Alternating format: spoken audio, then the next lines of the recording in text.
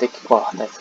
Enfim, retornando aqui, a questão é que eu tinha comentado com vocês aí 2 semanas atrás, um dos encontros que a gente tinha feito, e de certa forma o procedimento genealógico ele sempre está perpassando de um modo ou de outro o pensamento de Nietzsche de um modo geral, né? E aí alguns de vocês comentaram que gostariam ou teriam interesse. O áudio tá bom, tá chiando, tá ok aí o áudio para vocês? Tá ok, dá pra ouvir tranquilo. Que gostaria de entender um pouco melhor como funciona essa questão do procedimento genealógico. E aqui eu vou trazer comentador mais que eu considero mais didático nesse sentido, né? Fazendo meio que um beabá do pensamento de Nietzsche, não querendo dizer que menosprezar ninguém por conta disso, porque eu mesmo eu venho buscar esse livro aqui quando eu quero me recordar de alguma coisa, mas esse movimento ele tem que ser feito, né? De vez ou outra, quando você de certa forma não se recorda de algo ou quer ir nas raízes de algum tipo de pensamento, você recorre a um comentador, que eu acho que não é nenhum problema você recorrer a um comentador. Lógico que você não pode se furtar de ler a própria obra do autor, fazer isso corpo a corpo, né? Mas se você não consegue dar conta de alguns aspectos, se tem um comentador que é conceituado, né, acerca de determinado pensador, determinados conceitos de um modo geral, nada mais digno do que você consultar o comentador para dialogar com a obra e daí você tirar suas conclusões baseando-se nessa perspectiva. E é isso que, de certa forma, é feito durante toda a história da filosofia, né? O que é Hegel se não um comentador das questões do idealismo alemão? O que é Nietzsche se não um comentador de determinados aspectos da filosofia que ele se propõe a dialogar, né? A filosofia ocidental, de modo geral, as apropriações que ele faz, né? Dito isso, eu vou começar a leitura e vou fazer alguns comentários aqui, diante daquilo que eu acho que pode se esclarecer de uma maneira melhor. Então vamos lá. O procedimento genealógico. Em A Genealogia da Moral, e aqui meu gato já chegou, porque quando eu começo a apresentação ele chega já para começar a miar, né? Nietzsche apresenta o procedimento genealógico como uma espécie de método de análise crítica da procedência e da legitimidade dos valores morais. O posicionamento histórico acerca da origem do estatuto de valor da própria moral consiste, portanto, numa espécie de premissa norteadora da proposta metodológica do filósofo.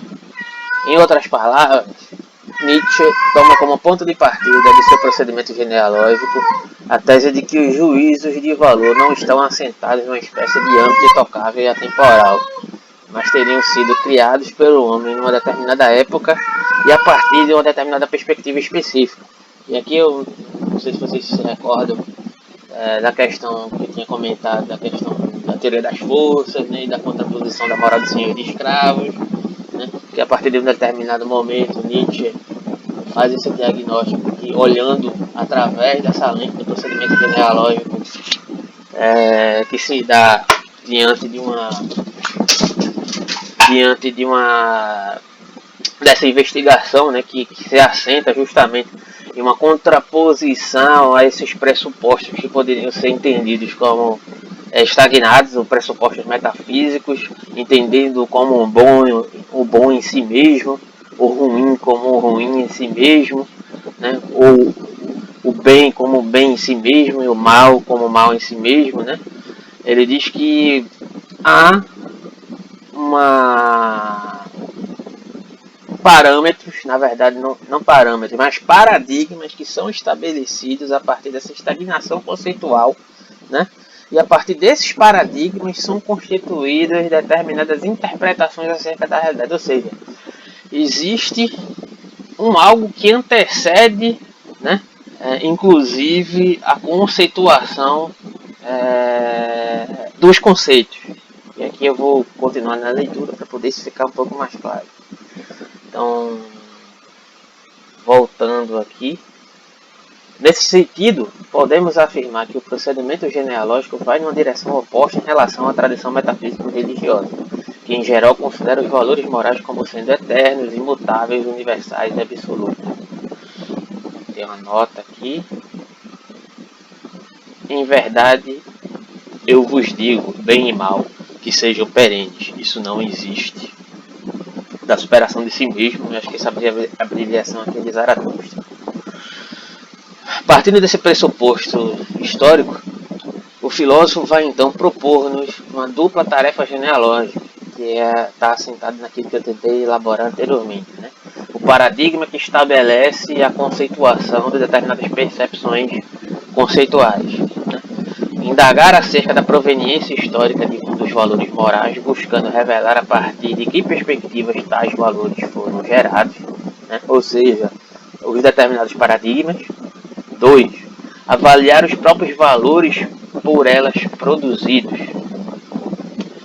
No prólogo de Genealogia da Moral, Nietzsche deixa claro que para levar a cabo o seu procedimento genealógico é necessário percorrer um caminho que se inicia pela execução da primeira tarefa, isto é, o exame acerca das condições históricas que teriam engendrado os valores. Tendo isso em mente, o filósofo nos propõe as seguintes questões preliminares. De que forma os paradigmas morais teriam sido gerados? Por que povos? Em que época? Em que condições se desenvolveram e se modificaram? Responder a estas indagações constituiria, portanto, em uma exigência primeira em relação a qualquer possibilidade de efetivação da segunda tarefa do procedimento genealógico, isto é, a avaliação dos valores morais. Ou seja, antes de elaborar uma determinada perspectiva acerca dos supostos valores morais considerados como circunscritos na história, teríamos que dar um passo anterior. E esse passo anterior seria estabelecer, né, em que condições paradigmáticas teriam se dado o estabelecimento desses determinados valores. Ou seja, justamente o que foi falado aqui. Em que condições esses paradigmas morais teriam sido gerados? Voltando às questões, né? Por que povos? Em que época? Em que condições se desenvolveram e se modificaram? Então, citando o prólogo de Genealogia da Moral. Enunciemos lá esta nova exigência. Necessitamos de uma crítica dos valores morais. O próprio valor desses valores deverá ser colocado em questão. É justamente aquela questão de quando eu menciono, né? Nietzsche está questionando o valor dos valores, ou seja, as condições, retornando aqui, que esses valores foram gerados. Quais foram as questões estabelecidas ou os paradigmas morais que conduziam aquele determinado momento, né? Por que povos, em que época, em que condições se desenvolveram e se modificaram. Só para ressaltar. Para isso é necessário um conhecimento das condições e circunstâncias nas quais nasceram, sobre as quais se desenvolveram e se modificaram. Prólogo de Genealogia da Moral. Continuando no texto. Conhecendo o seu solo histórico a partir do qual os valores foram gerados, pode-se-ia efetuar um juízo de valor acerca da perspectiva avaliadora que veio a engendrá-los e, por consequência, julgar os próprios valores por ela instituídos. Contudo, para efetivar esse julgamento, Nietzsche precisaria dispor de uma nova referência avaliativa. Essa referência deveria servir como um novo critério avaliador e teria de se localizar além das antigas referências que norteiam as perspectivas morais a serem avaliadas. Em outros termos, a avaliação acerca dos valores não poderia ser orientada pelos próprios valores da moral a ser avaliada, ou seja, pelos mesmos paradigmas, pois nesse caso estaremos ainda enredados nos critérios avaliativos da moral em questão. Para avaliar, por exemplo, os valores de bom e de mal de uma determinada perspectiva moral, seria necessária uma referência de valor que se colocasse para além deste bom e deste mal. É então procurando um âmbito que escapasse dos domínios da moral que Nietzsche vai encontrar este novo referencial no registro fisiológico. Importante aqui essa questão aqui da fisiologia em Nietzsche, né, que já foi elaborado em alguns momentos aqui nos nossos encontros. Posteriormente aqui eu posso deixar no grupo ou na descrição, ou a gente pode discutir no decorrer da leitura. Uma nova referência que será utilizada para avaliar a moral será o nível de saúde do tipo de vida que produz determinados valores morais. É sempre bom lembrar que a vida no contexto nietzschiano deve ser compreendida como vida corpórea, ou seja, vida imanente ao mundo terreno. Aqui não há espaço para se pensar uma vida que estivesse além do corpo e além do mundo terreno. Ou seja, essa questão da saúde estaria muito associada aqui, a grosso modo, àquela noção de amor fati, né? No qual afirma a vida como ela se dá no ambiente, na ambientação da imanência, né? Não desejando um além-mundo, não desejando o nada, não desejando uma idealização, né? O que seria para Nietzsche um sintoma de um comprometimento da saúde da vida, né? E em contraponto a isso, a vida saudável seria justamente o que estabelece esses determinados valores a partir de um pressuposto corpóreo e imanente. Já em Crepúsculo dos Vidas, o livro que estamos dentro do nosso grupo, Nietzsche vai então dizer que a vida seria o ponto de partida de toda e qualquer possibilidade de avaliação moral. Pois quem cria a moral sempre é, obviamente, um determinado tipo de vivente. Repetindo, em Crepúsculo dos Vidas, Nietzsche vai então dizer que a vida seria o ponto de partida de toda e qualquer possibilidade de avaliação moral. Pois quem cria a moral sempre é, obviamente, um determinado tipo de vivente. Todavia, o filósofo afirma que os viventes não criam valores de maneira uniforme, pois existiriam basicamente dois tipos de valores que são engendrados por duas formas de vida antagônicas. Por um lado, teríamos uma forma de vida que se autoafirma enquanto vida-corpo, por conta desse seu modo de ser. Este tipo de vida geraria valores que afirmam e exaltam a vida. Por outro lado, a vida enquanto vida saudável, okay, né? Lembrando esse fator. Por outro lado, haveria uma forma de vida que nega a si própria e que, por conseguinte, criaria valores que depõem contra a vida, que se estabeleceriam como um tipo de vida doentia. Nietzsche vai diagnosticar o primeiro caso da seguinte maneira: a forma de valorar que exalta e afirma a vida expressa um sintoma de uma forma de vida saudável. Isso porque os valores engendrados por essa perspectiva expressariam no âmbito cultural o modo de ser de uma vida que se afirma enquanto vida.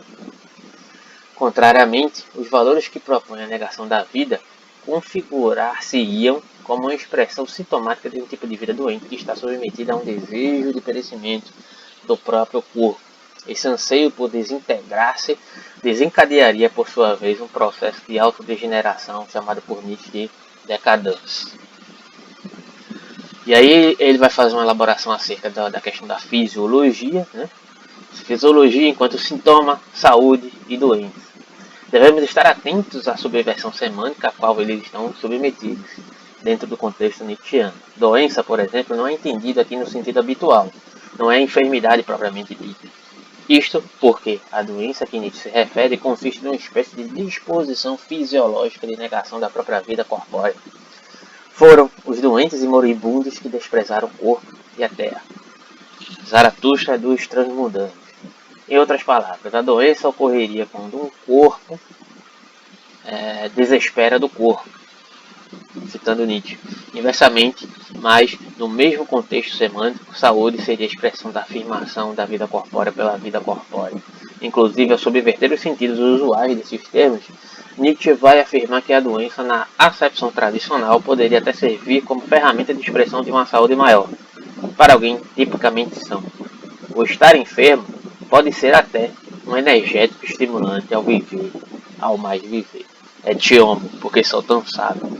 Contudo, para que a doença no sentido tradicional possa se converter num estimulante da vida, é preciso ser sadio o bastante no significado amplificado para este estimulante. Se levarmos em conta essas acepções acerca de saúde e doença, e também lembrarmos que Nietzsche compreende os valores morais como sendo frutos de avaliações de um tipo de vida específico, poderíamos dizer que a avaliação nietzschiana acerca de uma determinada moral seria, na verdade, um exame de sintomas que se revelam a partir das relações que essa moral estabelece com a própria vida. Moral é apenas sintomatologia, melhoradores da humanidade, ao eleger saúde como novo referencial. O filósofo entende, por exemplo, ser legítimo afirmar que toda moral sadia é dominada por um instinto de vida e que a moral doente volta-se, pelo contrário, justamente contra os instintos da vida. Em suma, Nietzsche acredita que, através desse método clínico, ele poderia diagnosticar as diferentes perspectivas que engendraram as morais e, por consequência, avaliar os valores por elas engendrados. Então, utilizando esse seu procedimento sintomatológico, que Nietzsche vai finalmente poder avaliar os tipos de valores morais que teriam existido efetivamente na história. Em A Genealogia da Moral, ele usa esse procedimento para examinar a dicotomia ocidental entre os valores bom versus mal, considerando esses referenciais como criações de um determinado tipo de vida humana.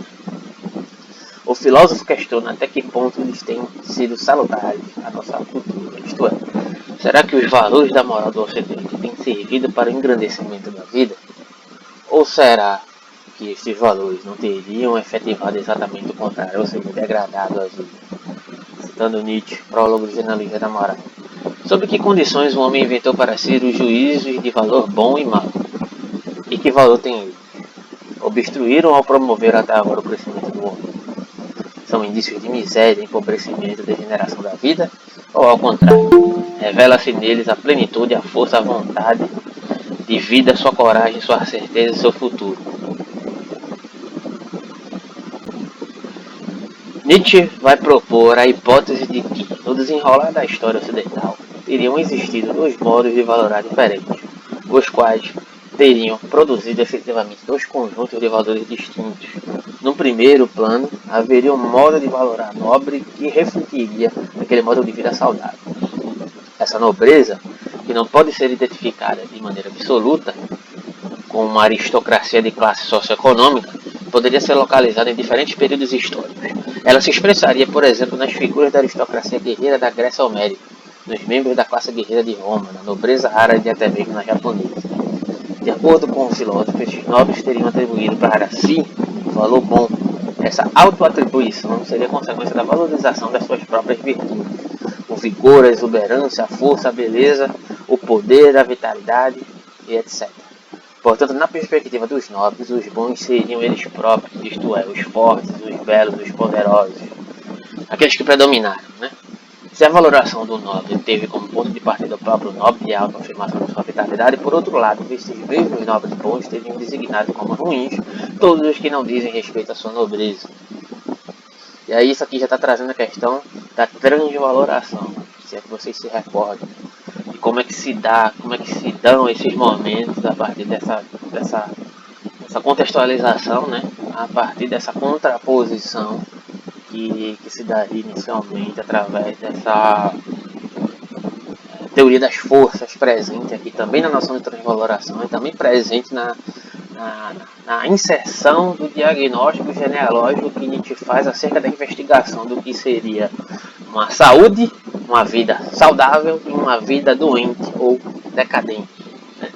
Para você ver como a questão da genealogia ela se dá como um tipo de diagnóstico de identificação de o que seriam as condições pelas quais os paradigmas de um determinado período teriam sido estabelecidos para a partir daí valorar como perspectivas supostamente doentias, de uma vida doente ou de uma vida saudável, considerando o aspecto fisiológico que foi elencado aqui. Né? E aí existe uma contraposição elencada a partir da noção da teoria das forças, que é perpassada também a partir de uma questão dos momentos transvalorativos que existem na história humana, mas não no sentido da história comum, né? E o método pelo qual se contraporia justamente essa história comum seria o método genealógico enquanto investigação composta por esses determinados diagnósticos, né? Que Nietzsche tenta trazer. Então, aqui tem uma nota. É necessário alertar que os termos fortes e fracos, nobres e plebeus não devem ser compreendidos como uma espécie de essência metafísica, mas como tipos paradigmáticos que servem como ferramenta metodológica para avaliar o processo de criação de valores de um determinado povo. E aqui é interessante isso aqui, né? Porque tem muita gente que confunde essa questão aqui. Então quer dizer que os fortes, em um determinado contexto, quando Nietzsche está analisando a genealogia da moral, é um tipo, digamos, de aristocracia de um determinado tempo? Pode até ser, mas isso não constitui um tipo de forte que está elencado a um tipo socioeconômico, um tipo digamos até com determinadas características essencializadas, biológicas, né? Com um tipo constituídas a partir de um tipo de eugenia, né? E aí é outra questão, né? Você pode até encontrar outros elementos de eugenia em Nietzsche, mas não a partir dessa questão, né? Não a partir desse ponto aqui, porque não é o que ele está querendo trazer aqui. Não está querendo essencializar o tipo forte, né? Como muitas vezes as pessoas se assustam lá quando é abordada a questão da besta loura na genealogia da moral, né? Quando Nietzsche está provocando aquele determinado diálogo que pode ter seus problemas ali, mas costumam tender a uma interpretação de uma suposta essencialização, né? Essa questão da besta loura lá na genealogia da moral, né? Enquanto a besta loura seria justamente um diagnóstico que está ligado a essa a explicação que está contida aqui nessa nota, né? Não devem ser compreendidos como uma espécie de essência metafísica, mas como tipos paradigmáticos que servem como ferramenta metodológica para avaliar o processo de criação de valores de um determinado povo, num momento histórico específico, ou seja, em um momento paradigmático específico, né, que determina a valoração dos valores daquela determinada época. Isso aqui consiste o procedimento genealógico, né? Em outras palavras, ser fraco não consiste numa determinação essencial de um povo. E aqui você pode entender como povo, como raça, como... O próprio termo raça ele já é complicado, né? Eu não gosto nem de utilizar mais esse termo raça, mas enfim. Contudo, determinados valores criados por um povo, num momento histórico específico, expressariam a fraqueza da maneira de valorar deste povo e nesta época. Valorar fisiologicamente falando, valorar no sentido de uma vida saudável delegada à afirmação da corporeidade, ou negação da corporeidade. Né? Retornando. O julgamento acerca do ruim seria então uma avaliação secundária decorrente de uma primeira autoavaliação afirmativa. Ruim seria tudo aquilo que não se identificasse com os bons ou os nobres de acordo com aquele determinado contexto paradigmático. Contudo, além dessa maneira nobre de valorar, teríamos também um modo oposto de engendrar valores, a saber, o modo dos que foram oprimidos e desvalorizados pelos nobres, ou seja, os escravos, doentes, negadores da vida, exuberantes.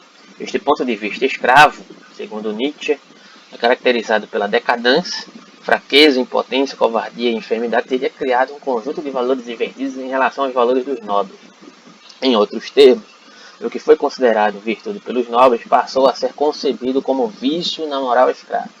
Para o escravo, o bom seria o fraco. E aí o segundo momento da questão da transvaloração, né? Quando o fraco percebe-se como fraco, então ele precisa transvalorar. Como é que ele vai transvalorar? Afirmando que ser fraco é ser superior. Né?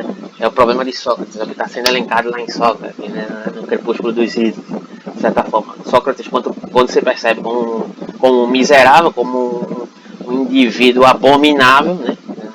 Nietzsche utiliza dessa questão do adiome, né? Para criar o espantalho de Sócrates e poder dar força ao seu argumento nesse sentido. Né? Ele diz que a partir disso é que Sócrates cria a noção de um além-mundo, de uma justiça que existe universalmente, etc. Uma série de contextos que são estabelecidos a partir dessa concepção no qual Sócrates vai se sobrepor. Né? Então, prosseguindo aqui, para o escravo, o bom seria o fraco, o sofredor, o doente, o humilde, enquanto que o forte, o dominador, o poderoso seria o mal.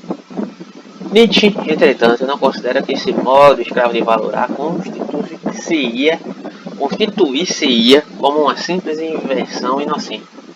Se, por um lado, a moral dos nobres teria nascido de uma autoafirmação espontânea, a moral dos escravos, por outro lado, teria se originado a partir do ressentimento. Este entendido como uma espécie de ódio, fruto da invídia e da impotência dos escravos decadentes em relação aos nobres, por serem incapazes, fracos e impotentes frente à opressão dos nobres. Os escravos teriam criado uma moral invertida que serviu como instrumento para efetivar uma vingança imaginária contra os nobres. A incapacidade de resistência torna-se aí a moral.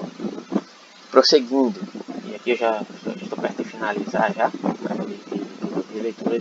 Levando em conta esse caráter revanchista de ressentimento, podemos afirmar que enquanto toda moral nobre nasce de um triunfante sim a si mesmo, a moral escrava já de início diz não a um fora, a um outro, um não eu.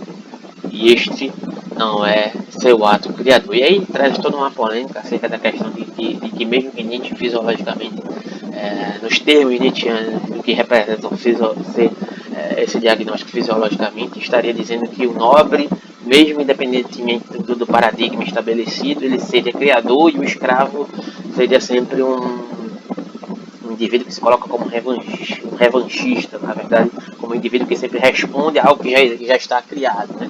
Há discussões acerca disso, mas não é o momento de elaborar isso e é questão para outro tipo de estudo, né? Mas se tiver interesse, posteriormente eu coloco lá no grupo e na descrição.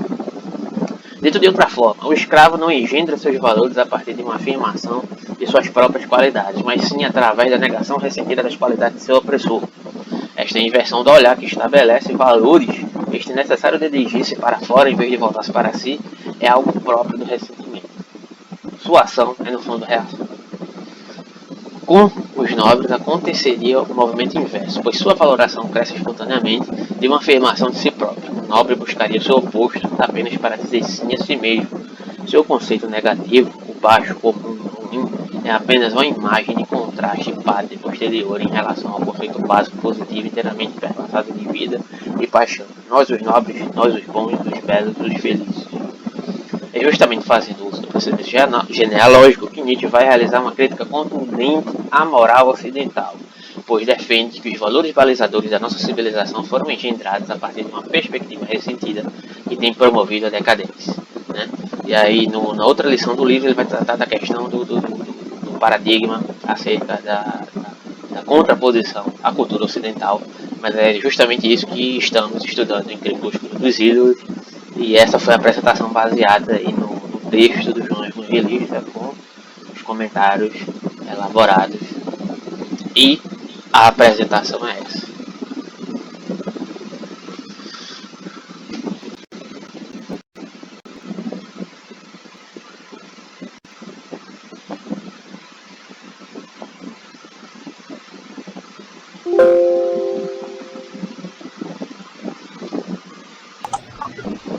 Certo. Parabéns aí, Roberto. Muito boa a apresentação. Tá me ouvindo aí? Tô. Beleza. Então aí a gente abre um espaço para perguntas, questões, né? Pode ser? Pode ficar à vontade aí.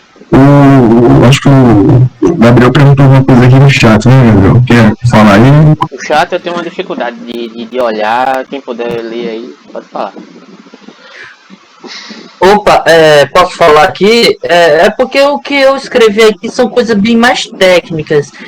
Porque o Alberto, em um momento aqui, ele falou da besta loura, mas só eu não é mesmo. Sabe o dicionário Nietzsche? Eu queria saber se lá tem esse termo de besta loura para que talvez facilitaria a nossa compreensão, talvez tenha alguma coisa que possa contribuir a para questão é a isso. seguinte, a questão da besta loura é uma questão complicada e a gente teria que ir para a questão do trecho da genealogia da moral, e para poder fazer isso aqui agora gastaria muito tempo, né?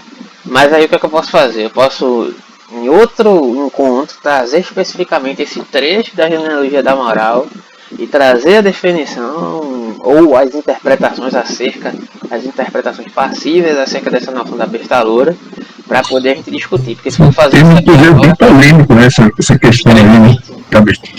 Porque parece que tem várias interpretações, né? Não, é polêmico porque não fica... Assim, para mim, existem interpretações acerca dessa noção da besta loura, né? Existem comentadores que advogam acerca de uma... Por mais que não haja uma essencialização, mas enxergam ali traços de eugenia nessa composição dessa besta loura, como se Nietzsche estivesse, de certa forma, fazendo uma justificação da barbárie, digamos assim, né? Mas na minha interpretação não é isso que acontece. Ele está fazendo uma elencação. Se existir em Nietzsche uma tendência a algum tipo de eugenia, não é a partir desse caminho, né? Não é a partir desse caminho, porque na verdade esse julgamento ele se dá muito mais por uma dificuldade de uma interpretação desse texto, desse trecho da genealogia da moral, do que de fato uma eugenia contida em Nietzsche a partir desse trecho. Você vai encontrar aspectos de racismo aí desse trecho, vai, talvez, acho que nem propositalmente, mas devido ao contexto histórico, e aqui não querendo salvar Nietzsche da acusação, mas é o contexto histórico no qual ele está incluso. Se hoje em dia nós enquanto supostos indivíduos esclarecidos reproduzimos racismo estrutural, quem dirá Nietzsche no século retrasado, né? Unido pelas noções de raça, ainda mais no diálogo que ele estava vivendo naquele determinado período, mas isso não quer dizer que Nietzsche era, pelo menos nesse trecho, estava defendendo um tipo de exclusão racial. Ele estava fazendo um diagnóstico acerca de tudo aquilo que é elencado no aspecto da genealogia da moral, que minimamente foi explorado aqui, para estabelecer o que seria esse paradigma que foi estabelecido a partir desse contexto de análise histórica, né? Enquanto vida saudável, estabelecida como vida saudável, e vida doentia através do processamento genealógico. E aí ele usa vários exemplos, né? Que ali, dentro daquele determinado contexto, a besta loura ela é representada como um tipo, digamos, associado a um tipo que foi diagnosticado a partir de um determinado paradigma, né? Mas aí também existem vários outros estereótipos que ele elenca ao lado da besta loura, mas a besta loura naquele determinado contexto, principalmente quando você recorda, associa diretamente a besta loura ao nazismo, né? É o que marca na sua mente, né? O que vai marcar, o que vai ficar gravado. É o que parece. Olha só, eu participei de um evento lá na UFP, até lembrei aqui, você falando dessa questão, que é bem polêmica, assim, porque o pessoal estava debatendo exatamente sobre isso, porque há uma interpretação também que entende essa questão da besta loura como uma questão hipotética, porque o Nietzsche levanta aí uma hipótese, ou um exercício de imaginação, entende? Assim, para tentar chegar mais ou menos no que ele quer dizer com genealogia, né? Para tentar explicar ali de uma forma, digamos assim, visual, né? Uma imagem assim, digamos, do que metafórica até, né? Em certo ponto, de como funcionaria